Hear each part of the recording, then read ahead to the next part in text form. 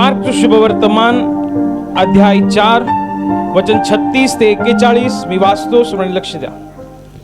तेव्हा लोकसमुदायाला सोडल्यावर तो मंचव्यात होता, तसाच ते त्याला घेऊन गेले व दुसरे मंचवेही त्याबरोबर होते.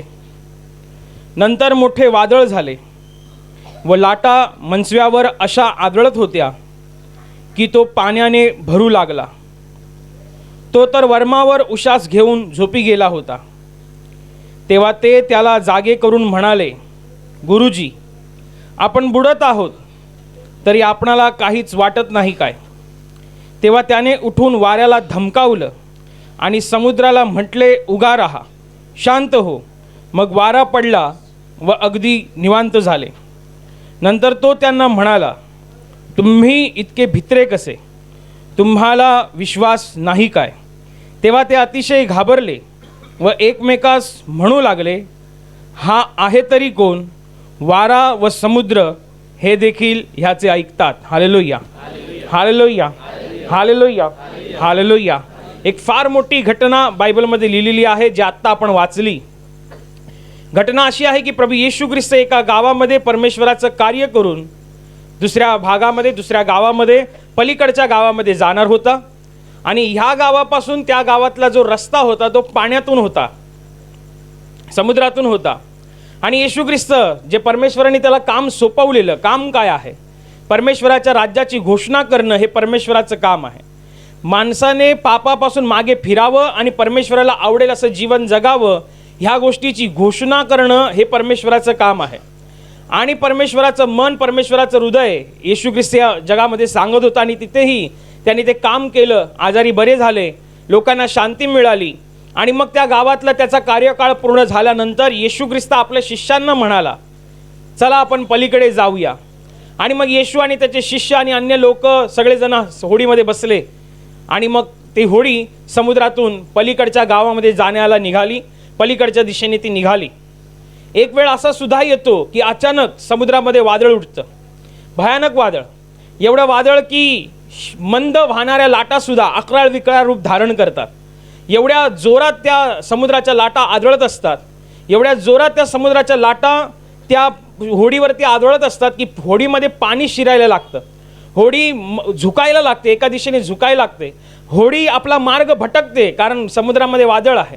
आणि वादळामध्ये असलेल्या होडीला तग धरून ठेवणं किंवा वादळामध्ये असलेल्या होडीला नियंत्रणात आणलं हे खूप कठीण गोष्ट आहे.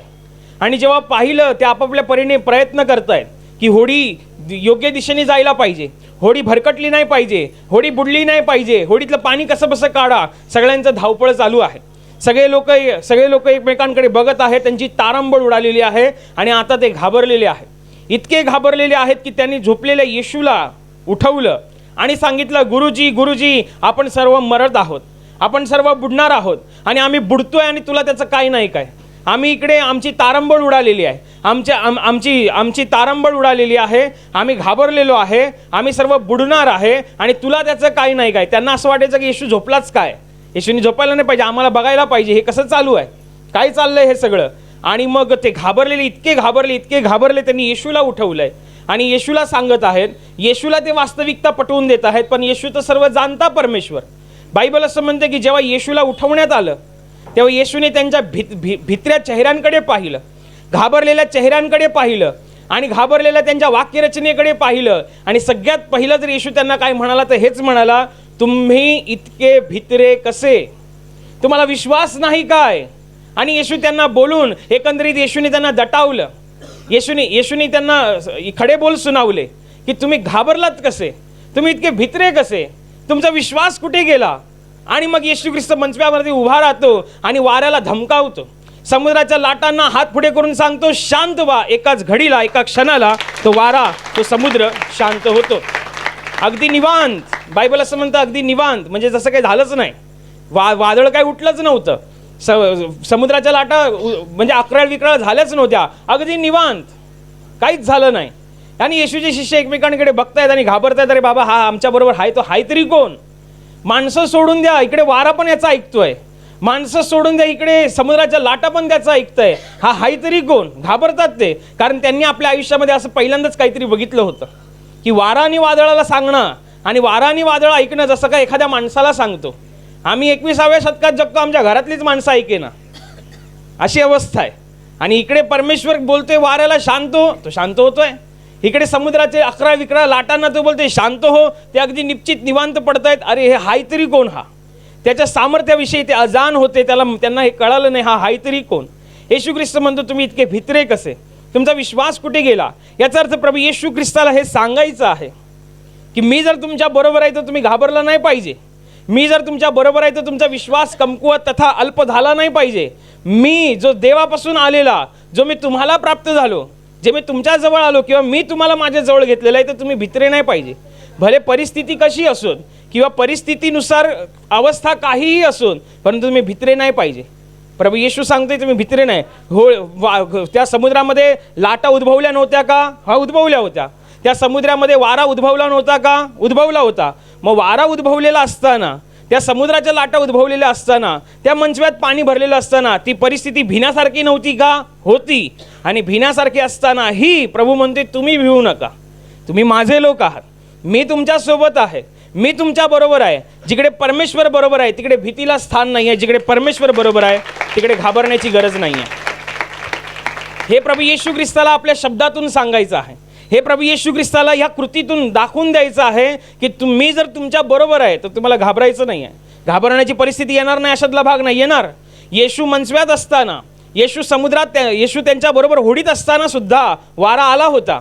येशू होडीत असताना सुद्धा तिकडे वादळ उठलं होतं. समुद्राच्या लाटांनी 11 रूप धारण केलं होतं. परंतु त्या 11 लाटा येशूच्या शिष्यांना गाठू शकल्या नाहीत, गिळू शकल्या नाहीत. तो वारा आणि वादळ येशूच्या शिष्यांच्या होडीचा मार्ग भटकवू शकले नाहीत. आपल्याही जीवनात असं होऊ शकतं.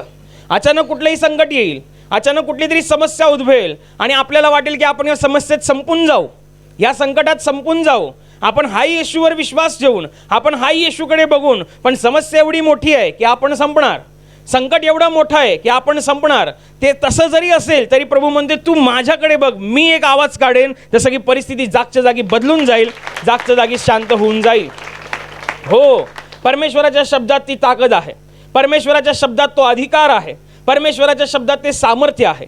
येशू ख्रिस्ताने समुद्राच्या लाटांना दटावलं, येशू ख्रिस्ताने वादळाला दटावलं आणि वारा शांत झाला, समुद्राच्या लाटा शांत झाल्या. विज्ञान या गोष्टीविषयीची साक्ष देतं की ज्या गोष्टीमध्ये श्रवण इंद्रिय असते, श्रवण इंद्रिय, त्याला ऐकायला येतं. आपलं कान आहे, नुसतं कान असून फायदा नाही. कानामध्ये श्रवण इंद्रिय आहे आतमध्ये, ज्याला आपण कानाचा पडदा, सोप्या भाषेत कानाचा पडदा आहे, त्याला श्रवण इंद्रिय बोलतात. श्रवण इंद्रियवरती आवाजाचा मारा झाला की त्याला कळतं की काय बोललं जातंय. जिकडे श्रवण इंद्रिय आहे तिकडे ऐकायला जाणार, हे खरं आहे. मग आता मला तुम्ही पाण्याची श्रवण इंद्रिय शोधून दाखवाल का? कोण नाही दाखवू शकत. वाऱ्याची तुम्ही श्रवण इंद्रिय शोधून दाखवाल का? कोणच नाही दाखवू शकत. वारा दिसेनाच, वारा कोणाला बघताच येईना, वारा फक्त अनुभवता येतो. हवा अनुभवता येते, हवा महसूस करता येते. चांगला शब्द हिंदीतला महसूस. हवा महसूस करता येते परंतु तिला बघता येत नाही. जिला बघताच येत नाही आहे तिची श्रवण इंद्रिय कुठनं शोधून काढणार तुम्ही? ज्या पाण्याचं काय अस्तित्वच नाही, डोळा कुठे, कान कुठे, हात कुठे, पाय कुठे, काहीच नाही, तो बिना अवयवाचा येतो. पण त्याचं ग्रहण केल्यावर त्याचं पाणी मिळतं एवढं मात्र निश्चित. त्याला श्रवण इंद्रिय नाही आहे, तरीसुद्धा येशू म्हणाला आणि त्याने ऐकलं.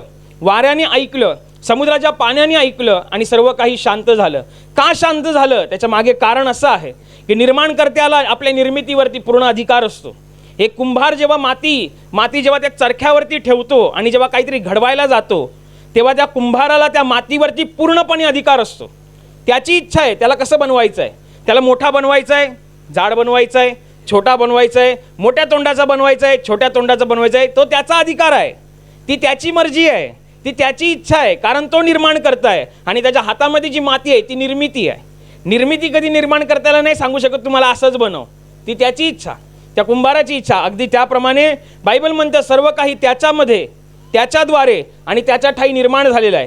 तो निर्माणकर्ता परमेश्वर आहे आणि तो निर्माणकर्ता असल्यामुळेच त्याला त्याच्या निर्मितीवरती अधिकार आहे. परमेश्वराने अवघ्या 6 दिवसामध्ये विश्व निर्माण केलं. त्याच्यामध्ये पाणी पण आला, वारा पण आला, डोंगर, टेकड्या, नदी, नाले, झाडं, झुडपं, सगळं काही. तुम्ही स्तुती आराधना घेतली असेल आता थोड्या वेळापूर्वी. सगळं काही तो बोलला आणि सर्व काही अस्तित्वात आलं. त्याला त्याच्या निर्मितीवरती अधिकार आहे. परमेश्वर निर्माण करताय, येशू निर्माण करताय, याची साक्ष ह्या घटनेतून दिसून येते की येशू ख्रिस्ताने आपल्या निर्मितीला आज्ञा दिली, म्हणजेच समुद्राच्या लाटांना आज्ञा दिली.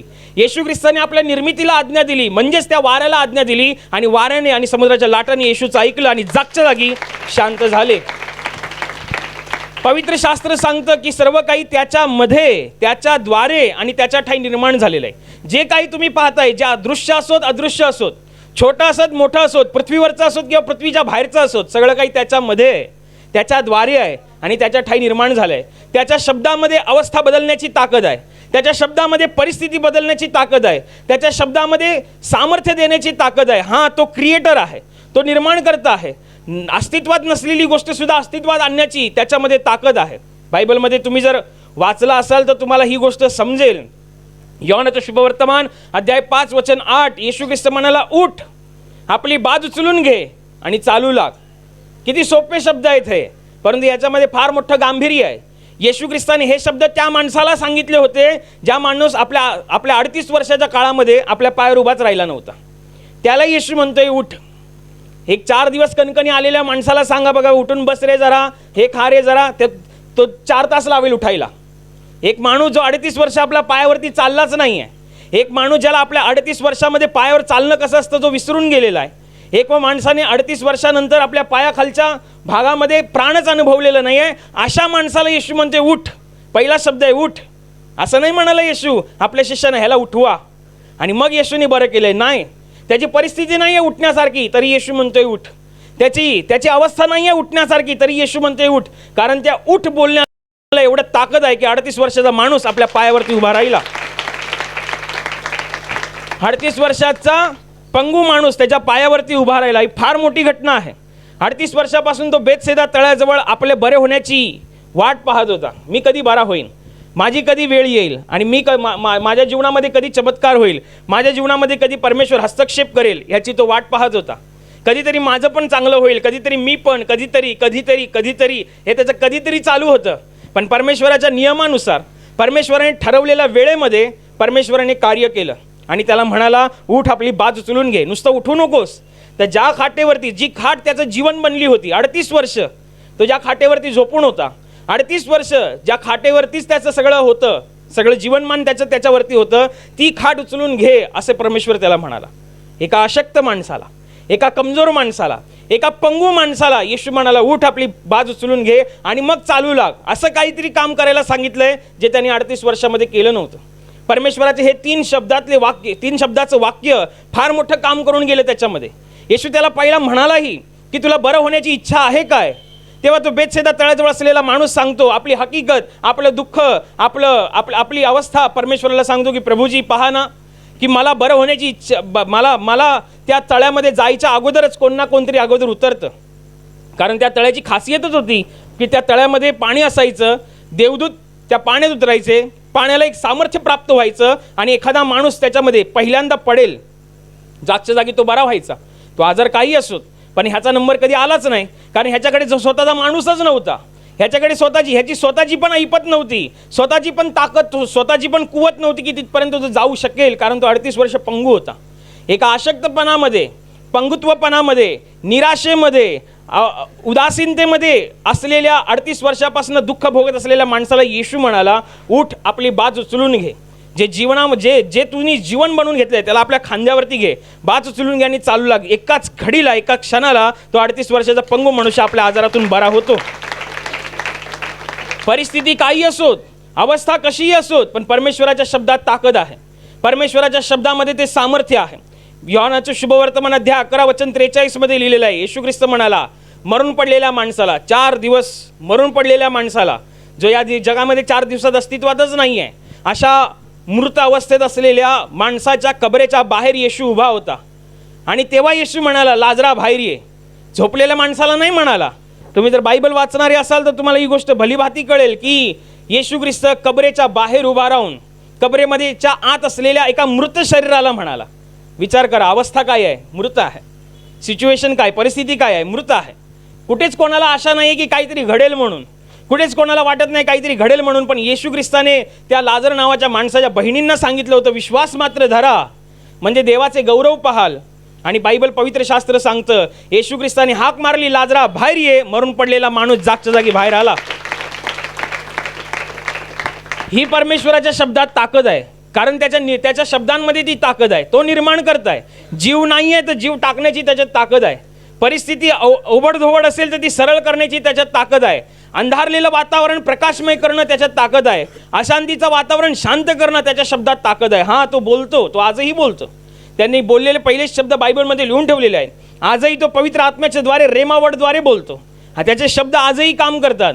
तुमच्याकडे त्याचे शब्द असणं हाच सगळ्यात मोठा खजाना आहे. तुमच्याकडे त्याचे शब्द असणं हीच सगळ्यात मोठी मास्टर चावी आहे. मास्टर की सगळ्या टाळ्यांना चालते. क्वचितच जो नॉर्मल चाव्या असतात ते कुठे कुठे चालतात, पण मास्टर की सगळीकडे चालते. मास्टर की आहे तुमच्याकडे. देवाने मास्टर की देऊन ठेवलेली आहे. तुमच्याकडे देवाने अधिकार देऊन ठेवलेला आहे. येशू ख्रिस्त म्हणाला, साप आणि विंचू यांना तुडवण्याचा आणि शत्रूच्या सर्व शक्तीवरचा अधिकार मी तुला दिलेला आहे. मग जर त्याने अधिकार दिलेला आहे मग वापरत का नाही आहे? त्यांनी जर अधिकार दिलेला आहे तर तुम्ही सोडत का नाही आहे? का तुम्ही असे गरीब असल्यासारखे? तुम्ही गरीब नाही आहे का? तुम्ही असे बेसहारा असल्यासारखे तुम्ही वागत आहात? तुम्ही बेसहारा नाही आहे. तुमचा वाली कोणीतरी आहे. तुमचा कैवार घेणारा कोणीतरी आहे. तुमची विचारणा करणारा कोणीतरी, आणि तो स्वर्गाच्या उच्चस्थानी बसलेला तुमचा आणि माझा परमेश्वर आहे. तो महान आहे. म्हणून त्याचे शब्द वाचा. तुमच्याकडे त्याचे शब्द असणं गरजेचं आहे. येशू ख्रिस्त वाऱ्याला आणि समुद्राच्या लाटांना म्हणाला, शांत हो. हे येशूने शब्द काढले. तुमच्या जीवनात उद्भवलेलं वादळ सुद्धा शांत करण्याची देवामध्ये ताकद आहे. तुमच्या सुद्धा जीवनामध्ये संकटांच्या लाटांना क्षमवण्याची परमेश्वराकडे ताकद आहे. पण तुमच्याकडे शब्द पाहिजे. त्या शब्दावरती तुमचं मनन चिंतन पाहिजे. त्या शब्दाचा अधिकार तुम्हाला कळला पाहिजे. त्या शब्दाची महात्म्यता तुम्हाला कळली पाहिजे, तरच ते काम करणार. नाहीतर काम नाही करणार. नाहीतर ते निव्वळ तुमच्यासाठी शब्द आहे. निव्वळ ते इतिहासाचं पुस्तक आहे. निव्वळ ते उद्घोषणा वाक्य आहे. नाही, उद्घोषणा वाक्य नाही. परमेश्वराचे जे शब्द आहेत ते उद्घोषणापुरती नाही आहेत. परमेश्वराचे शब्द आहेत ते विश्वासाने घोषणा करण्यासाठी आहेत, कारण स्वर्गाच्या राज्यातून सामर्थ्य उतरतं. मग देवाच्या राज्यातून तुम्ही पहा की देवाने जे शब्द दिलेले आहेत. पुष्कळ लोक शब्दच वाचत नाही. पुष्कळ लोक शब्दांकडेच लक्ष नाही आहे. प्रभूने माझ्यासाठी बोलावं, प्रभूने माझ्यासाठी बोलावं, माझ्यासाठी काहीतरी सांगावं, माझ्यासाठी काहीतरी सुचवावं असं बहुतेकांना वाटतं. परंतु परमेश्वर म्हणतो, पहिलं बायबल वाच. जे मी ऑलरेडी तुला शब्द देऊन ठेवलेले आहे ते पहिलं वाच. ऑलरेडी तुला सांगून ठेवलेलं आहे ते पहिलं वाच. जेव्हा तुम्ही वाचाल, एकेका शब्दाला तुम्ही रवंथ कराल, एकेका वाक्याला, एकेका वचनाला जेव्हा तुम्ही रवंथ कराल, तेव्हा तुमच्या जीवनामध्ये ते फार मोठ्या पद्धतीमध्ये काम करेल. नाही तर निव्वळ हे पुस्तक म्हणून तुमच्या घरामध्ये कुठेतरी कोपऱ्यामध्ये पडून राहील, त्याचा काय उपयोग नाही आहे. तुम्हाला देवाने एक चांगलं जीवन जगण्यासाठी पाचारण केलेलं आहे. आशीर्वाद हे वचन मिळण्यासाठी तुम्हाला पाचारण केलेलं आहे. तर ते जे मिळण्यासाठी तुम्हाला जे पाचारण केलेलं आहे त्याची महात्म्यता ओळखून घ्या.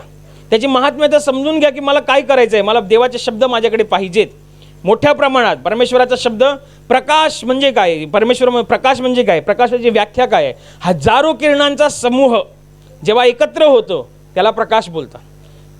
एक किरण, जेव्हा एक किरण येतं असं, त्याला प्रकाश नाही बोलत, तो किरण आहे. मग असे हजारो किरणांचा समूह जेव्हा एकत्र येतो त्याला प्रकाश बोलतात. आणि मग तुमच्याकडे येशू म्हणतो, तुम्ही जगाचा प्रकाश आहात. तुमच्याकडे जर देवाची वचनं भरपूर प्रमाणात असतील तर तुम्ही जगाचा प्रकाश आहात. अंधार तुम्हाला ग्रासू शकत नाही. एक वचन, दोन वचन, तीन वचन नाही. बायबलमध्ये एवढंच नाही, बायबलमध्ये बरीच वचन आहे. परमेश्वर बरंच काही बोललेलं आहे. तुम्हाला जर तुमच्या जीवनातला ब्रेक थ्रू समजून घ्यायचा असेल, तुमच्या जीवनामधलं सगळ्यात मोठं असं वाक्य, असं वचन समजून घ्यायचं असेल, तुम्हाला बायबल वाचणं गरजेचं आहे. एक अशी ताकद, परमेश्वराची अशी ताकद तुमच्याकडे आहे जी अधिकारवाणीने देवाने तुम्हाला देऊ केलेली आहे. जी परमेश्वराने त्याच्या शब्दाच्या द्वारे तुम्हाला देऊ केलेली आहे. त्या अधिकारवाणीला ओळखा. तुम्ही बोलाल तसं घडेल, पण तुमच्याकडे त्या शब्दांची महात्म्यता असली पाहिजे. जोपर्यंत ती महात्म्यता नाही तोपर्यंत तुम्ही ते प्राप्त करून घेऊ शकत नाही. म्हणून वाचा. जितकं तुम्हाला वाचायला जमते वाचा. जसा वेळ मिळतोय तसं वाचा, कारण शब्द फार मोठं काम करतात. शब्दामध्ये ही ताकद आहे. परमेश्वराच्या शब्दात ताकद आहे. परमेश्वराच्या शब्दात सामर्थ्य आहे. त्याच्या शब्दात अधिकारवाणी आहे. तो अधिकार ठेवतो. त्याने जर तुम्हाला बनवलेलं ह्या गोष्टीवर तुमचा विश्वास आहे, तुमचं जीवन हे त्याच्या हाताची घडण आहे, त्याच्या राज्याची योजना आहे, असा जर तुमचा विश्वास आहे, तर लक्षात ठेवा, तुमच्या जीवनामध्ये घडणाऱ्या प्रत्येक गोष्टी त्याच्या अधिकाराखाली आहेत. त्याने ठरवलं तर तुमची सगळी परिस्थिती तो एकाच वेळेला बदलेल. त्याने ठरवलं तर तुमच्या जीवनातला अस्तव्यस्तपणा तो एकाच वेळेला काढू शकेल. अशांतपणा शांतीमध्ये बदलू शकेल. त्याच्याकडे ती ताकद आहे. पण ती ताकद त्याच्याकडे आहे असा तुमचा विश्वास आहे का? असं तुम्ही विश्वास बाळगता का? असं तुम्हाला त्याच्या कार्यावरती, त्याच्या कामाच्या पद्धतीवरती तुमचा विश्वास आहे का? जर तो विश्वास आहे तर हां, देव कार्य करणार. जिथे विश्वास आहे तिथे देव सहज हमखास कार्य करतो. हमखास चांगला सोपा शब्द आहे. जिकडे विश्वास आहे, विश्वासाचा माहोल आहे, तिकडे देव हमखास कार्य करतो. हमखास. त्याला जास्त त्याच्यात रॉकेट सायन्स नाही आहे. जिकडे विश्वासाचा माहोल असतो, जिकडे विश्वास देवाला जिवंत दिसतो, तिकडे स्वर्गाच्या राज्यातून देव आपला हात लांब करून हस्तक्षेप करतो आणि साक्ष घडवतो. म्हणून परमेश्वराचे शब्द आपल्या जीवनामध्ये मोठ्या प्रमाणात असावे आणि परमेश्वराने आपल्या जीवनामध्ये मोठ्या प्रमाणात कार्य करावं म्हणून सरळ मिळून प्रार्थना करू. Hallelujah, hallelujah. आणि आता प्रार्थना करण्याची वेळ आहे. प्रभू येशू म्हणाला, माझ्या नावाने तुम्ही पित्याजवळ जे काही मागाल ते तुम्हाला परमेश्वराच्या गौरवाकरिता देण्यात येईल. होय, त्याचं वचन हेच सत्य आहे. त्याचं वचन तो पूर्ण करणं जाणतो. तो आपल्या वचनांना पूर्ण करण्याचं सामर्थ्य बाळगतो. म्हणून त्याच्या वचनावर, त्याच्या सामर्थ्यावर विश्वास ठेवून आपण सर्व मिळून प्रार्थना करत आहोत. म्हणून तुमच्या ज्या भागाला आजार आहे त्या भागावर हात ठेवा. तिथे हात ठेवणं शक्य नसेल तर आपल्या छातीवर हात ठेवा. तुमच्या जीवनातील आणि शरीरातील प्रत्येक दुःख, संकट आणि आजार प्रभू येशूच्या पवित्र नावाने या क्षणाला नष्ट होत. तुमच्या जीवनातील बंधनं आणि श्राप प्रभू येशूने वाहिलेल्या त्याच्या पवित्र रक्ताद्वारे या क्षणाला तुटून जावत. तुमच्या जीवनातील समस्या आणि सैतानाचा भयावह अंधार प्रभू येशू ख्रिस्ताच्या दिव्य आणि पवित्र प्रकाशामध्ये पूर्णपणे नष्ट होत तुमच्यावर, तुमच्या कुटुंबावर प्रभू येशू ख्रिस्ताचे महान आशीर्वाद येऊत. आमेन.